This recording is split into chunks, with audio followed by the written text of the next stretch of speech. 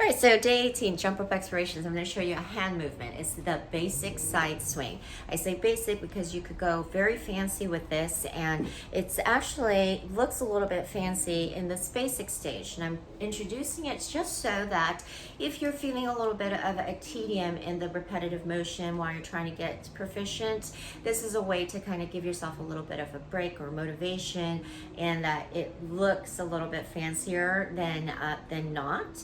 So even though you don't have to learn anything fancy, a lot of times fancy is not as functional. A lot of times it's not as difficult as it looks, and oftentimes it's the other way around, right? It's the fundamentals, the foundational movements, the small movements that take a lot more skill and strength and effort, even though it looks easier. However, we're going to use this as a functional fancy movement, transition into another move. So before we said you could do the basic bounce in order to transition. Now you could add a couple seconds of this hand movement before you do so. Okay, so that's what we're using this for. So first thing, as far as your space clearance, we need a lot more clearance on above us now with this move, because this rope is going to go all the way down the floor and around. Okay, so a lot more clearance on your entire side, and I'm going to try to avoid this light. Then the movement itself is basically to take the rope, so in this sort of vertical shape is what we're going for, and to keep it vertical, we want to take that rope and have it swing on each side of your body. So once each, so it'll look like this: swing, swing, open. Okay, so that open is where we would be ready to step into whatever next jump. Also, of course, you could do this, rotational, more than once. You could mix it up later on. Today, we're just going to go once on each side and then open it up. And that's all you need to practice. You don't have to do anything with the feet. But that itself is going to take a lot of skill. So first, let's take a look at the shape. Like I said, it's a long, vertical shape as it comes all the way around.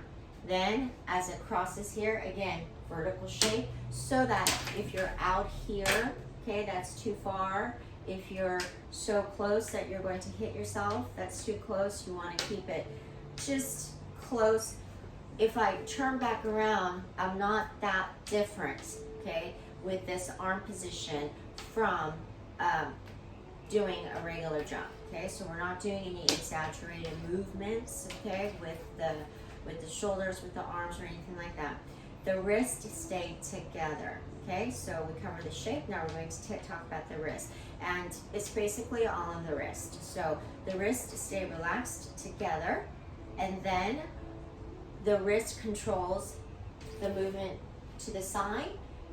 Again, it controls that rotation, and then that wrist is going to control the opening of that rope. Okay, so technique number one, use your dominant side hand. So if you're dominantly right-handed, we're going to focus on the right side, meaning the first rotation goes to your dominant side, and then if you think about it, as you're coming across, is your dominant hand that's going to go to the other, has to follow to the other side.